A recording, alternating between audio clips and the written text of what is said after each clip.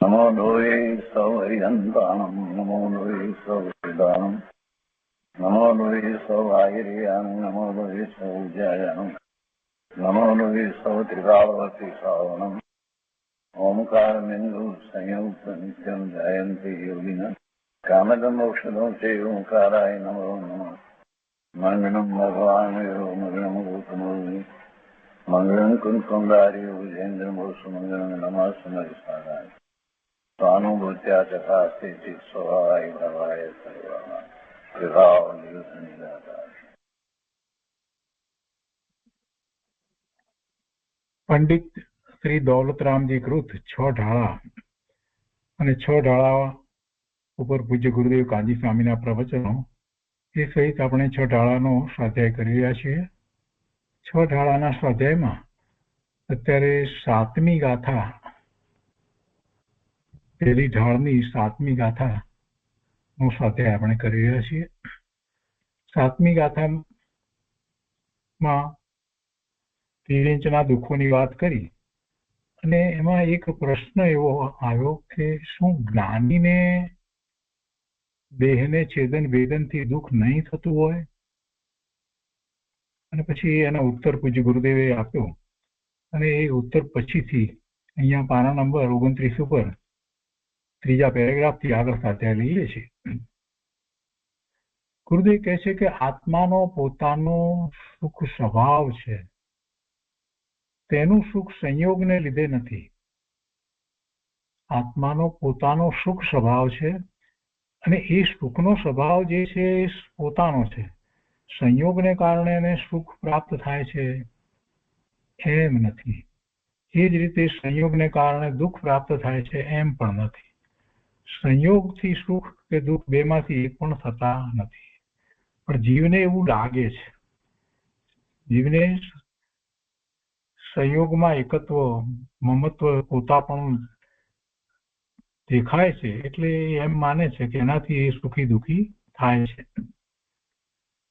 જેને સ્વરૂપનું લક્ષ્ય છે, સ્વરૂપની દ્રષ્ટિ છે અને એ સંયોગને માત્ર જ્ઞેય તરીકે જાણે છે, જુએ છે, તો એ સંયોગો અનુકૂળ હોય કે પ્રતિકૂળ હોય એ ન તો સુખનું કારણ થાય છે કે ન તો દુઃખનું કારણ થાય છે. એ બધું કલ્પિત છે. ગુરુદેવ કહે છે કે આત્માનો પોતાનો સુખ સ્વભાવ છે, તેનું સુખ સંયોગને લીધે નથી, ઇન્દ્રિય વિષયોને લીધે નથી, ઇન્દ્રિયના વિષયને લીધે પણ સુખ નથી. અને એ વાત ઘૂંટી ઘૂંટીને પ્રવચનસારમાં સમજાવી છે. કેવળી ભગવાનનું અતિન્દ્રિય સુખ બતાવીને આત્માનો સુખ સ્વભાવ ત્યાં પ્રવચનસારમાં સિદ્ધ કર્યો છે. બહુ સરસ રીતે વાતને સ્પષ્ટ કરી છે. સુખ દુઃખ રૂપે આત્મા પોતે પરિણમે છે. તેમાં બાહ્ય વિષયો તેને કાંઈ કરતા નથી. અને જે અનુભૂતિ જે છે, સુખની અનુભૂતિ છે, એ પણ અતિન્દ્રિયપણે થાય છે. એટલે બાહ્યના વિષયોને એ ઇન્દ્રિય જ્ઞાનનો વિષય સમજે અને એમાં સુખની કલ્પના કરે તો એવું વસ્તુનું સ્વરૂપ નથી. એ બધું કલ્પિત છે અને સાચા સુખની એમાંથી પ્રાપ્તિ થતી નથી. ગુરુદેવ અહીંયા આગળ કહે છે, અરે તું પોતે સુખ સ્વભાવથી ભરપૂર છો, તારા સુખ સ્વભાવની તને ખબર નથી, તેથી દુઃખને જ તું વેદી રહ્યો છે. તું સુખ સ્વભાવ સ્વરૂપ છો, તને તારા સુખ સ્વભાવની ખબર નથી, તેથી એ તરફ દ્રષ્ટિ થતી નથી, એટલે દુઃખને જ તું વેદી રહ્યો છે. પણ વિચાર તો ખરો કે શું દુઃખ વેદવું એ તે કઈ જીવનો સ્વભાવ હોય? કોઈ વાર નરકના જીવને તીવ્ર દુઃખ વેદનામાં એવો વિચાર જાગી જાય છે કે અરે આવું દુઃખ નરકમાં હોય ને આવો ત્રાસ શા? અને એ આત્માનો સ્વભાવ ન હોય એમ ક્યારેક થઈ જાય. પૂર્વનો આરાધક હોય કંઈક ને કંઈક થયું હોય તો એમ વિચારતા અંદરમાં દુઃખ વગરના શાંત સ્વભાવમાં ઉતરી જાય છે અને આત્માના અતિન્દ્રિય સુખનો અનુભવ કરી લે છે. ગુરુએ કહે છે, જુઓ ને, જીવ જાગે તો એને કોણ નડે છે? એને કોણ નડે છે? નરકના સંયોગ પણ એને નડતા નથી. ત્યાં પણ આત્મજ્ઞાન કરી લે છે. જીવ પોતે જાગે તો શું ન કરી શકે? અંતર્મુહૂર્તમાં કેવળ જ્ઞાન લઈ લે એવી મહાન તાકાત વાળો આ ભગવાન આત્મા છે. એવી નિજ શક્તિને સંભાળે, એનો વિશ્વાસ કરે અને એનું લક્ષ્ય કરે અને એના અનુભવમાં જ એ આગળ વધે તો અનંતકાળનું અજ્ઞાન ક્ષણ માત્રમાં ટળીને અપૂર્વ વિતરાગ વિજ્ઞાન પ્રગટે છે. ને પછી ઉગ્ર ધારાએ શુદ્ધતાની શ્રેણી માંડે તો અંતર્મુહૂર્તમાં જ કેવળ જ્ઞાન પ્રગટ કરે.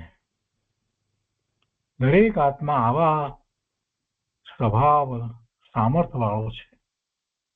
દરેક આત્મા આવા સ્વભાવ સામર્થ્ય વાળો છે.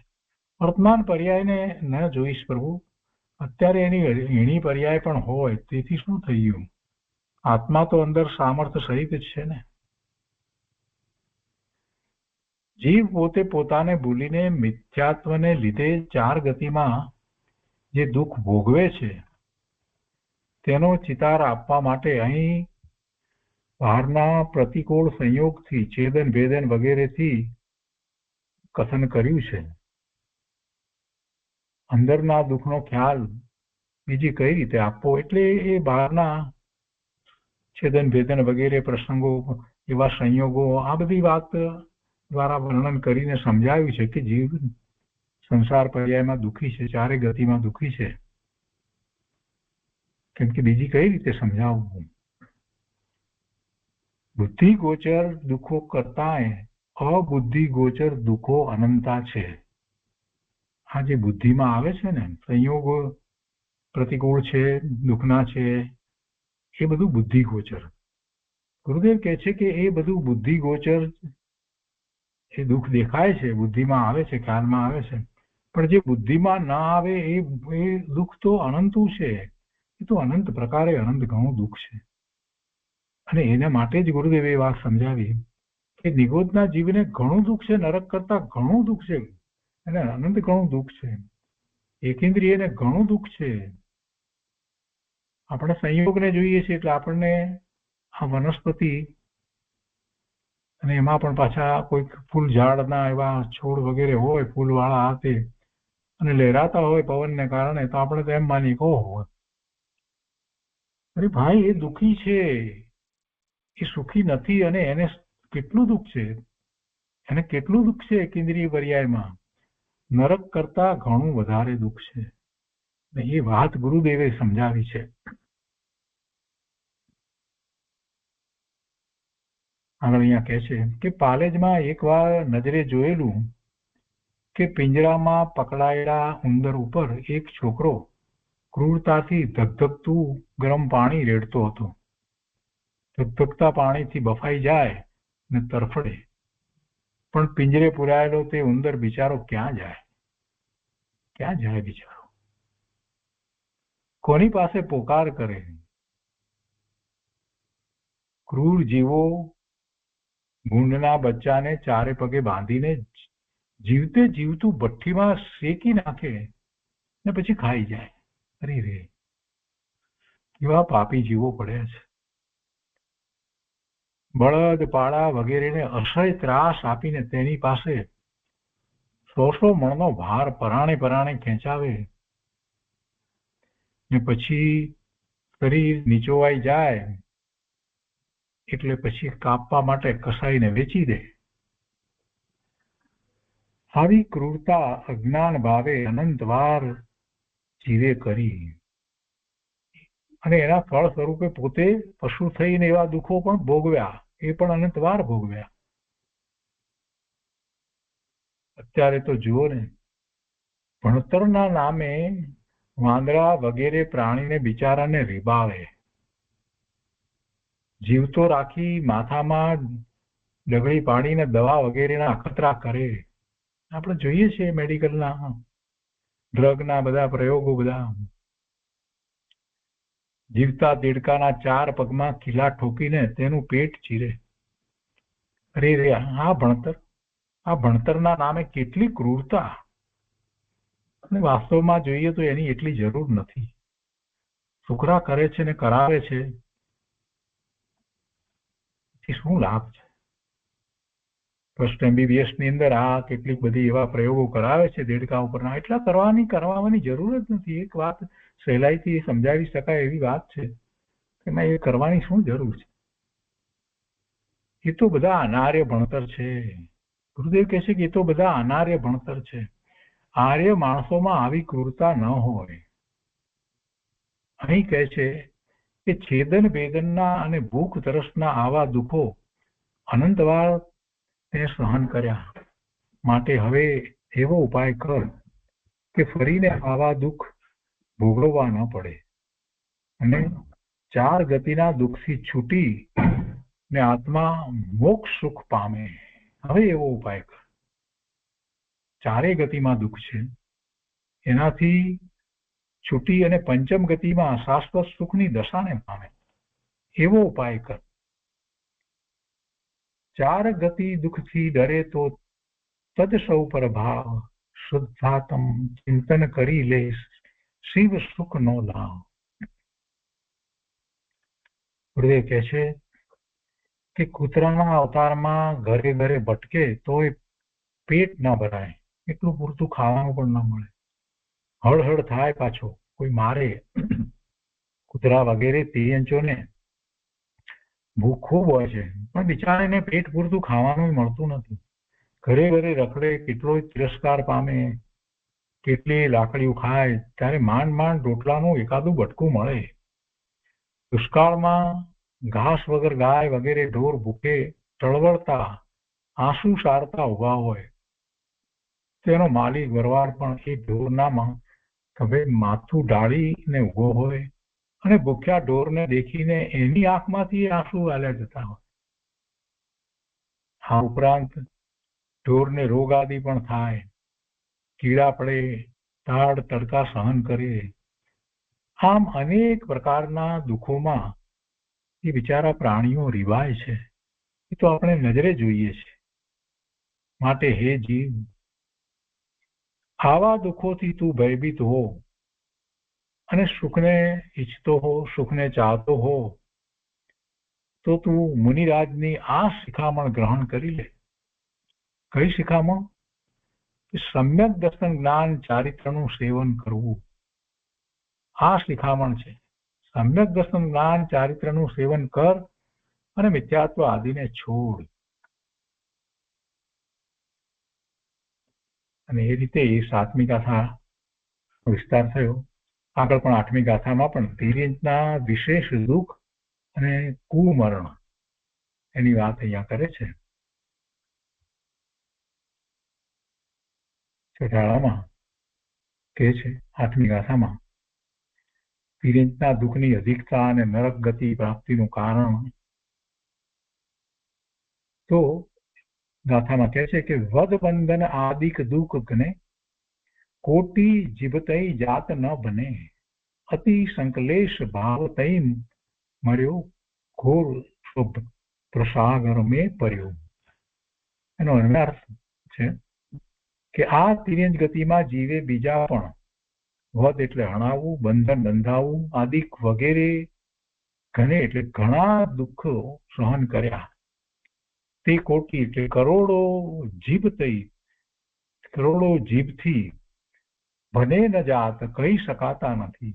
આથી કરીને અતિ સંકલેશ ઘણા માઠા, ભાવતઈ એટલે બેવા પરિણામોથી, ઘણા માઠા પરિણામોથી મર્યો, મરણ પામીને ઘોર ભયાનક સ્વપ્રસાગર મેં નરક રૂપી સમુદ્રમાં પડ્યો, જઈને પડ્યો. સ્વપ્રસાગર મેં એટલે નરક રૂપી સમુદ્રમાં જઈને પડ્યો.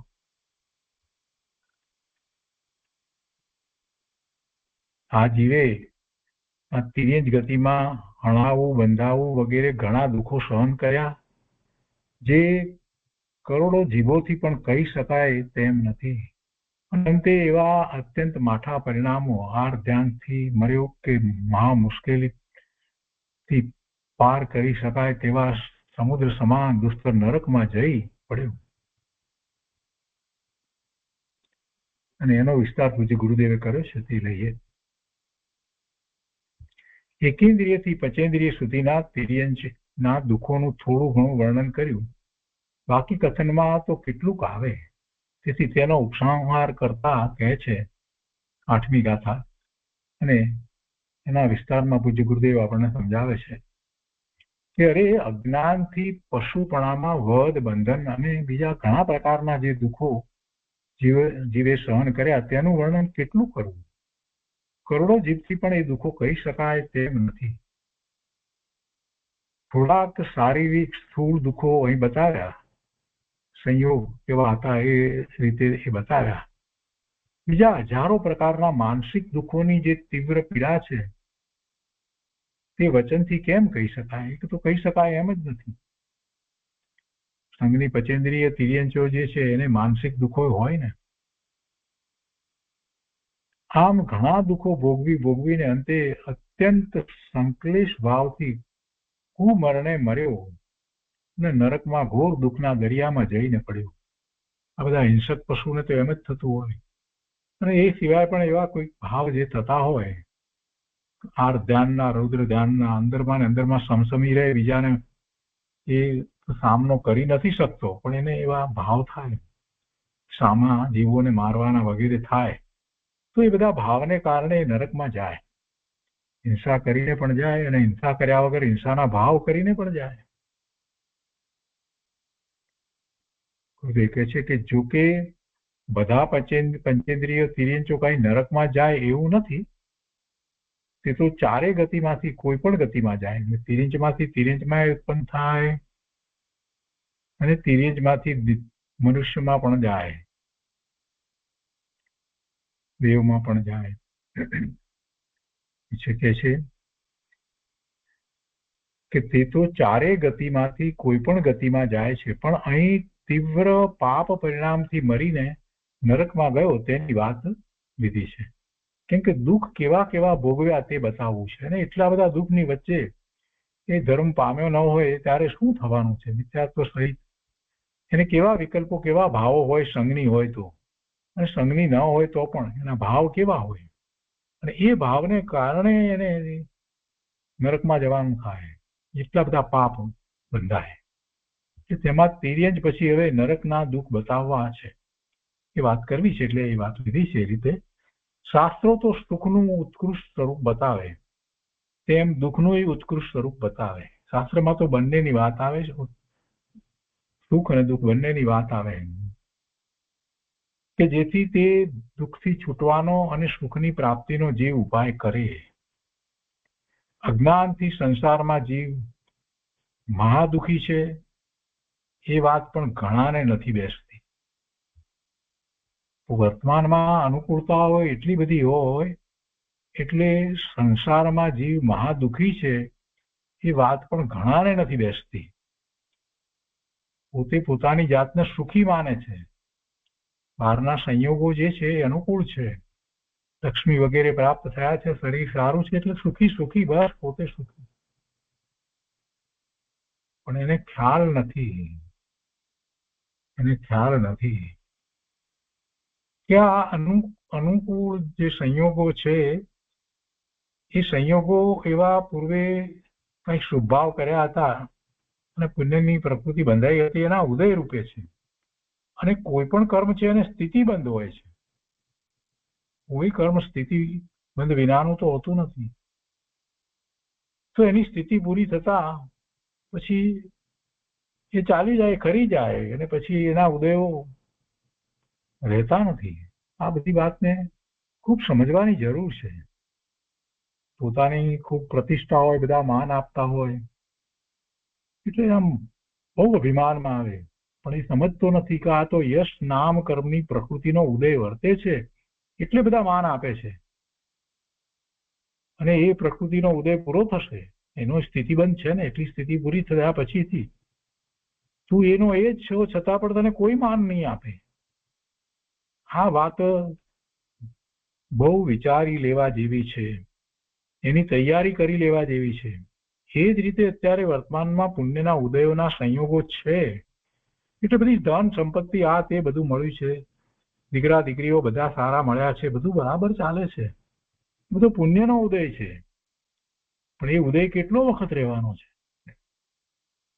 સંયોગે કરીને વસ્તુ જે પ્રાપ્ત થઈ છે એનો વિયોગ થાય ને થાય, એ પૂરું થશે પછી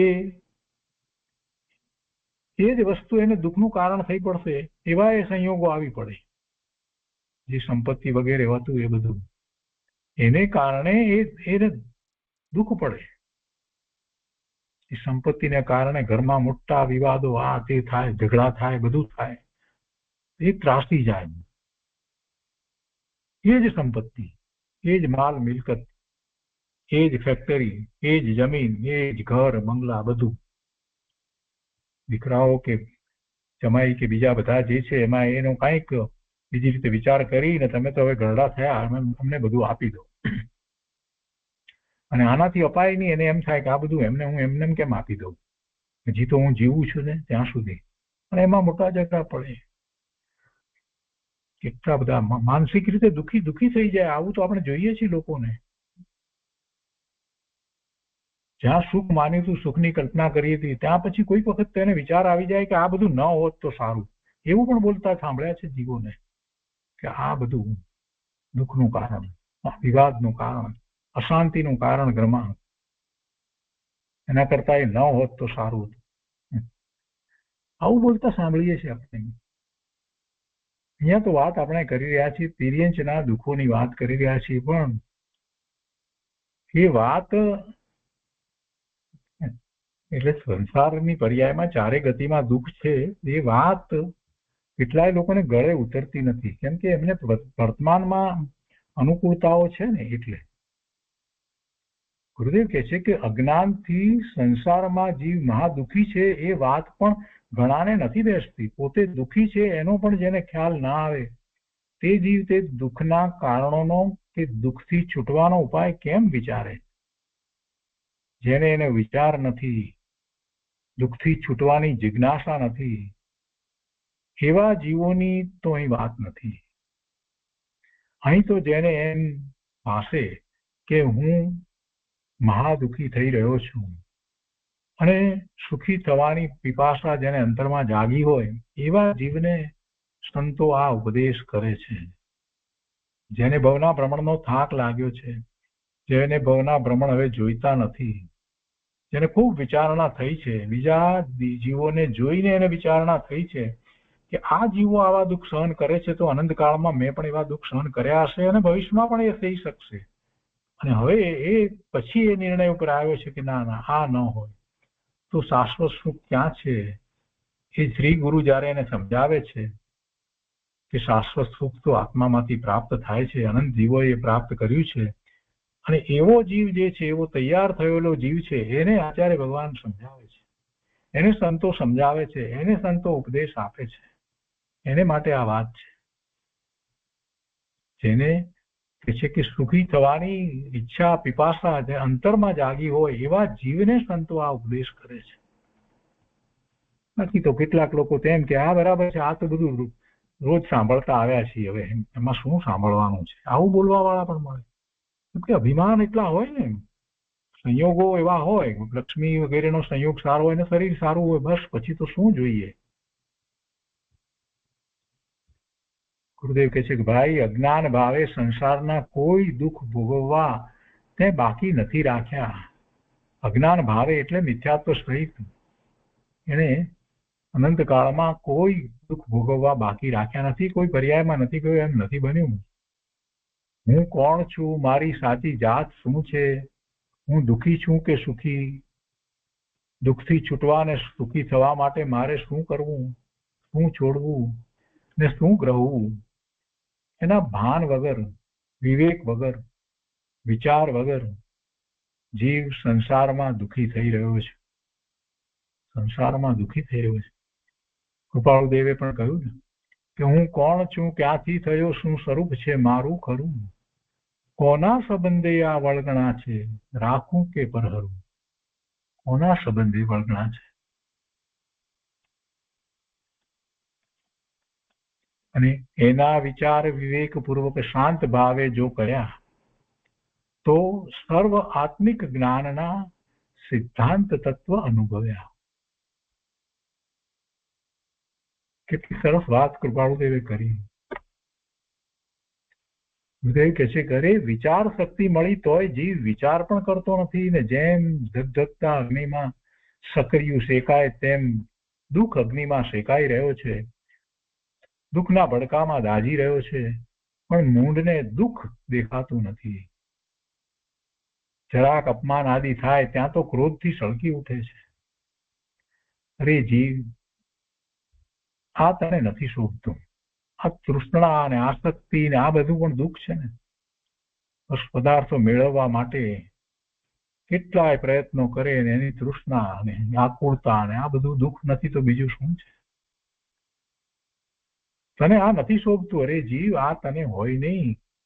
ગુરુદેવ કહે છે કે તું જાગ જાગ. ધર્મ વગર તારા જીવનની કાંઈ કિંમત નથી. અળસિયાના અને કીડાના અવતારમાં ધર્મ વગર મર્યો અને આ મનુષ્ય અવતાર પામીને પણ ધર્મ વગર મરે તો પછી એ બેમાં ફેર શું રહ્યો? તું સંઘની મનુષ્ય થયો અને એમાં પણ જો તું ધર્મ વગર મરી જાય, આમ ને આમ જીવન પૂરું કરી નાખે તો તારામાં ને પેલા તિરંજમાં ફેર શું રહ્યો? ભાઈ, ધર્મ વગર તારા દુઃખ મટે તેમ નથી.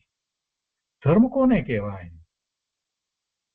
જે શાશ્વત સુખની પ્રાપ્તિ કરાવે તે ધર્મ છે. ગુરુદેવ કહે છે કે ધર્મ વગર સુખ ક્યાંથી હોય? ધર્મ વગર જીવને કેવા કેવા દુઃખો ભોગવવા પડે છે તેની આ કથા છે, તેની આ વાત છે. જેમ રામચંદ્રજી વગેરેનું લાંબા કાળનું જીવન 3 કલાકના નાટકમાં દેખાડે છે, તેમ આ આત્મરામના અનંત કાળના દુઃખની કથા શાસ્ત્રકારોએ સંક્ષેપમાં બતાવી છે. ભાઈ, તિર્યંચપણામાં તે ઘણા દુઃખો ભોગવ્યા. કોઈ છરાથી તેને કાપે, ભૂખ્યા તરસ્યા બાંધી રાખે, પિંજરામાં પૂરી રાખે. તિર્યંચ પોતાના એ દુઃખ કોને કહેવા જાય? મોટું માછલું થઈ અને નાના માછલાને ખાઈ જાય. નાનું માછલું હોય તે એવા ક્રૂર વિચાર કરે કે હું મોટું હોત તો આ બધા માછલાને ખાઈ જતા. એવો એને વિચાર થાય, એવો ભાવ થાય. મન નથી પણ એવો ભાવ થાય. તો આવા ક્રૂર ભાવ કરીને કુમરણે મરે અને નરકમાં જઈને પડે. નરકના ઘોર દુઃખોની વાત હવે પછી કરશે. નરકની વાત અત્યારે તો આ તિર્યંચ ગતિ અને એમાંથી પણ એવા ભાવ કરી અને નરક ગતિમાં જાય છે એ વાત લીધી છે. કોઈ પ્રશ્ન કર્યો કે જીવે આવા અનંત દુઃખ સહન કર્યા તે અત્યારે કેમ યાદ નહીં આવતા હોય? અરે ભાઈ, તું પરમ દિવસે શું જમ્યો હતો એ તને યાદ છે? તું 2 વર્ષનો હતો ત્યારે તું શું પહેરતો હતો અને શું કરતો હતો એ યાદ છે? કાંઈ યાદ નથી. તો પછી પેલા ભવની વાત ક્યાંથી યાદ આવે? ના હોય યાદ. એથી કરીને નહોતું એમ કેમ કહેવાય? ગુરુદેવ ઉત્તરમાં કહે છે કે અત્યારે દુઃખ છે એ તો નજરે દેખાય એવું છે ને, એ તો જો. અને ભૂતકાળની વાત કરીએ તો કહે છે કે ભૂતકાળમાં પણ જીવે આ જ રીતે અજ્ઞાનીપણે દુઃખોમાં જ સમય વિતાવ્યો છે. એ અજ્ઞાન ભાવે દુઃખી જ થયો છે. એની મૂંઢતાને લીધે એને યાદ ના આવે તેથી શું? માતાના ઉદરમાં ઊંધે માથે 9 માસ રહી ને જે દુઃખ ભોગવ્યું તે પણ યાદ નથી આવતું. જન્મ પછીથી માતાએ શું ખવડાવ્યું, પીવડાવ્યું, કેવી રીતે રાખ્યો, પોતે શું કરતો તો એમાંનું કાંઈ યાદ છે? તો તેથી શું તે ન હતું બધું? અને આ ઊંધા માથે માતાના ઉદરમાં રહ્યો અને એ દુઃખ હતું તો શું એ દુઃખ ન હતું? ગુરુદેવ કરુણા કરીને કહે છે કે ભાઈ, સંતો તને યાદ દેવડાવે છે. સંતો તને યાદ દેવડાવે છે, મહાપુરુષો તને સમજાવે છે કે અજ્ઞાનથી અત્યાર સુધીનો અનંત કાળ તે કેવા દુઃખમાં વિતાવ્યો. 4 ગતિમાં ક્યાંય સુખની ગંધ પણ તને ન મળી. અરે દુઃખ કથા સાંભળતા વૈરાગ્ય આવી જાય એવું છે. શાસ્ત્રમાં સુકુમારના વૈરાગ્ય પ્રસંગનું વર્ણન આવે છે.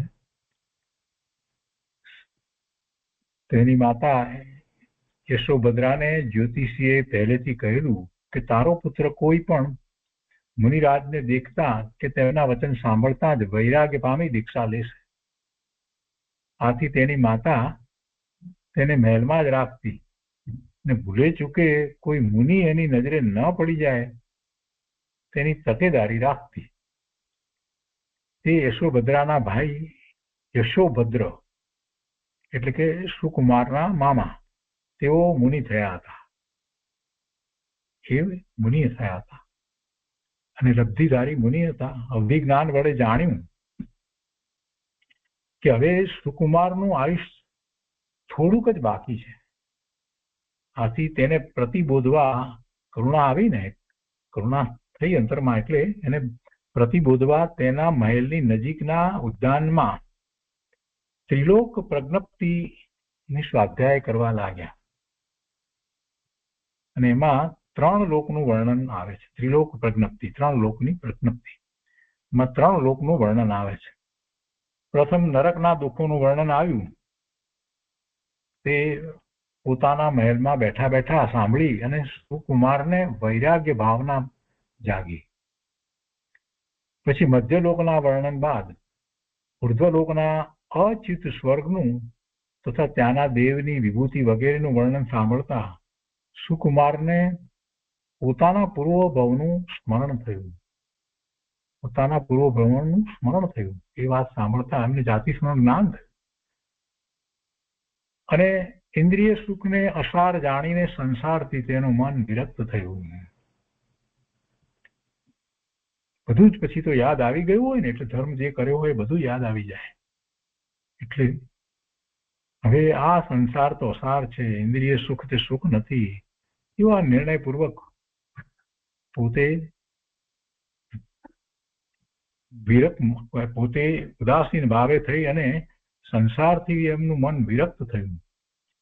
તે તરત જ મુનિરાજ પાસે ગયા અને હવે 3 દિવસનું જ આયુષ્ય બાકી છે એમ મુનિરાજ પાસેથી વાત સાંભળી ને તે જ વખતે દીક્ષા લઈને મુનિ થયા. આમ નરક આદિના દુઃખોનું સ્વરૂપ વિચારે તો પણ જીવને વૈરાગ આવે તેવું છે. આ તો એમણે તો સાંભળ્યું, મુનિ પાસેથી એ સાંભળ્યું અને પછી વૈરાગ થયો અને એમાં પણ પાછું જાતિ સ્મરણ થયું. એટલે સીધા મુનિરાજ પાસે પહોંચ્યા અને પછી મુનિરાજે કહ્યું ત્યારે ખબર પડી કે 3 દિવસનું આયુષ્ય બાકી છે. પોતે દીક્ષા લઈ લે છે. એટલે આ નરક આદિના દુઃખોનું સ્વરૂપ જીવ સમજે વિચારે એના ઉપર તો પણ એને વૈરાગ્ય આવે અને સાચા પુરુષાર્થ તરફ વળી જાય. ખુદે કહે છે કે ભૂતકાળનો અનંતકાળ જીવે દુઃખમાં જ ગાળ્યો છે, મોક્ષ સુખ કદી પામ્યો નથી. જો મોક્ષ સુખ એકવાર પામે તો ફરી સંસારમાં અવતાર રહે નહીં. પછી તો સિદ્ધ દશામાંથી તો ક્યાં ફરીથી અવતાર થાય છે? જન્મ મરણ કંઈ થતું જ નથી. ધર્મના આરાધક જીવને કદાચિત રાગને કારણે સમ્યક દર્શન થયા પછીથી એકાદ બે ભાવ હોય, એકાદ બે અવતાર હોય, જ્યાં સુધી સિદ્ધ નથી થયા ત્યાં સુધીની વાત છે. તો કેવળ જ્ઞાન ન થયું હોય ત્યાં સુધીની વાત છે. તો એને હોય એકાદ બે ભાવ હોય તો તે ઉત્તમ અવતાર જ હોય છે. સમ્યક દ્રષ્ટિને હલકા અવતાર હોતા નથી. તિર્યજ, નરક વગેરે હલકા અવતારનું આયુષ્ય મિથ્યા દ્રષ્ટિ જ બાંધે છે. જીવતા રાજકુમારને લોઢા ગાળવાની ભઠ્ઠીમાં ફેંકે અને તેને જે દુઃખ થાય એવા દુઃખ અજ્ઞાનને લીધે તિર્યંજ ગતિમાં જીવે અનંતવાર બેઠ્યા છે. કાં તો પોતે ક્રૂર પાપી થઈને બીજાને માર્યા એટલે નરકમાં ગયો, અથવા બીજાએ ક્રૂરપણે તેને માર્યો ત્યારે તીવ્ર ક્રોધ આદિ સંકલેશથી મરીને પોતે નરકમાં ગયો. નરક એટલે તો દુઃખનો દરિયો. એના દુઃખની શી વાત! ગુરુદેવ કહે છે કે એકવાર ઘાતકી માણસો એક ઘેટાને આખા શરીરમાં સોસરવો લોઢાનો ધગધગતો સળિયો પરોવીને આખે આખું શેકતા હતા. કેટલી ક્રૂરતા, કેટલી બધી ક્રૂરતા. અને એ ઘેટાને એ વખતે કેવી પીડા થતી હશે. દેહ સિવાય બીજું તો કાંઈ એને ભાષ્યું નથી. આવી પીડા ભોગવી ભોગવીને અનંતવાર કુમરણ કર્યા. બીજા જીવો આવા દુઃખો ભોગવે છે તેમ તું પણ આવા દુઃખો અનંતવાર અજ્ઞાનીપણે ભોગવી ચૂક્યો છે, અજ્ઞાન ભાવે ભોગવી ચૂક્યો છે. માટે તેનાથી છૂટવા સાચું જ્ઞાન કર. જ્ઞાનીને તો આનંદની લહેર છે, જ્ઞાનીને તો આનંદની લહેર છે. એમને સંયોગો સ્પર્શતાય નથી. જગતને મરણ તણી બીક છે, જ્ઞાનીને તો આનંદની લહેર જો. સુખનો દરિયો જ્યાં પોતામાં જ ઉલ્લસતો દેખ્યો ત્યાં દુઃખ કેવું, અને કુમરણ પણ કેવા, અને કુગતિ પણ થતી નથી. સદગતિ કેવી ગતિ થાય છે. અને જ્યાં દેહથી ભિન્ન ચૈતન્યનું ભેદ જ્ઞાન નથી, દેહથી ભિન્ન ચૈતન્ય પોતે ભગવાન આત્મા એનું જ્ઞાન નથી, એની વિચારણા નથી, એને માન્યું નથી, એનો વિકલ્પે ઉઠ્યો નથી, ત્યાં તો દુઃખ અને કુમરણ જ છે. ભેદ જ્ઞાન વગર સમાધિ મરણ કે સુખ હોય નહીં. પોતે અજ્ઞાનથી કેવા ભયંકર દુઃખ સહન કર્યા તે તો પોતે જાણે, અને સ્વભાવના પરમ સુખને જાણે તો જીવ દુઃખના કારણોને છોડી ને સુખનો ઉપાય જરૂર કરે. સ્વભાવના પરમ સુખને ખરેખર જાણે તો જીવ દુઃખના કારણોને છોડી અને એવા સાચા સુખની પ્રાપ્તિનો ઉપાય કર્યા વિના રહે જ નહીં, કરે. અને ફરીથી તેને નરક આદિના દુઃખ રહે નહીં. સાદી અનંતકાળ સુખધામમાં બિરાજે. સાદી અનંતકાળ એટલે જેની શરૂઆત છે, આદિ છે. સાદી અનંતકાળ સુખધામમાં બિરાજે. જો એવો ઉપાય કરે તો, અરે જીવ તને દુઃખ ગમતું નથી તો તે દુઃખના કારણરૂપ મિથ્યાત્વ આદિ ભાવને તું કેમ છોડતો નથી? પણ કેટલાકને તો આ વાતની ખબર નથી, એનો પ્રયત્ન કરતા નથી, ને અનુકૂળતા ને લીધે એ પાછું વાળીને જોતા નથી.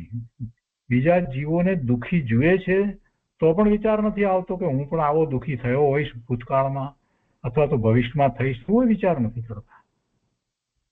અરે એમ પણ વિચાર નથી કરતા કે આ ભાવમાં હું આ જે કાંઈ કરી રહ્યો છું, પાપના કામો, જે ધન સામગ્રી વગેરે મળ્યા છે અને એનો વિસ્તાર કરવામાં હું અનેક પ્રકારે પાપ કરી રહ્યો છું. કેટલાય લોકો ની એમાં હિંસા થઈ જાય તો પણ હું વિચાર્યા વગર અતિ લોભને કારણે ગમે તે પ્રકારે પ્રવર્તન કરી રહ્યો છું. તો હું ક્યાં જઈશ, હું ક્યાં ઉપજીશ, અને આ કેટલો વખત રહેવાનું છે આ આયુષ્ય, એવો વિચાર નથી આવતો. જોઈએ છીએ આપણે આસપાસમાં કેટલા લોકો ધંધા વેપારના નામે કેટલા બધા પાપ કરે છે, ને આટલી મોટી ઉંમર થઈ, હવે કેટલો વખત એ રહેવાના છે, એને ભોગવવાનું શું છે? આકુરતા સિવાય એમાં ભોગવવાનું કાંઈ નથી. એટલે પછી એને સમ્યક્ત્વની ભાવના તો ક્યાંથી થાય? તો મહાપુરુષોને કરુણા થાય છે એટલે એ વાત કરે છે. હૃદય કહે છે કે તને સુખ વાલું લાગે છે તો તે સુખના કારણરૂપ સમ્યક્ત્વ આદિ ભાવને કેમ સેવતો નથી? દુઃખ તો કોને ગમે? કોઈને ગમતું નથી, કોઈને ન ગમે. પણ પોતે જ્યાં સુધી દુઃખના કારણનું સેવન ન છોડે, દુઃખનું કારણ જે છે એ કારણને પોતે જ સેવી રહ્યો છે, એ કારણને પોતે ધારે તો છોડી શકે એમ છે. જ્યાં સુધી એ દુઃખના કારણનું સેવન ન છોડે ત્યાં સુધી દુઃખ મટે નહીં. પોતામાં આનંદનો સમુદ્ર ભર્યો છે પણ પોતાની સામે જીવ જોતો નથી, તેથી તેને પોતાનો આનંદ અનુભવમાં આવતો નથી અને બાહ્ય દ્રષ્ટિથી દુઃખને જ વેદી રહ્યો છે. તે દુઃખોમાં એકેન્દ્રિયથી પંચેન્દ્રિય સુધીના તિર્યંચપણામાં કેવા કેવા દુઃખ ભોગવ્યા તે બતાવ્યું. હવે આગળની ગાથાની અંદર નરક ગતિના દુઃખોનું વર્ણન કરશે. એ પછીથી નરક ગતિના દુઃખોનું વર્ણન કરશે. તો એ રીતે આ 8મી ગાથાનો વિસ્તાર પૂરો થયો અને 9મી ગાથામાં હવે નરક ગતિના દુઃખોનું વર્ણન આવશે. તો એ આપણે આવતા સ્વાધ્યાયમાં લઈશું. આજનો સ્વાધ્યાય આપણે અહીંયા સુધી રાખીએ છીએ.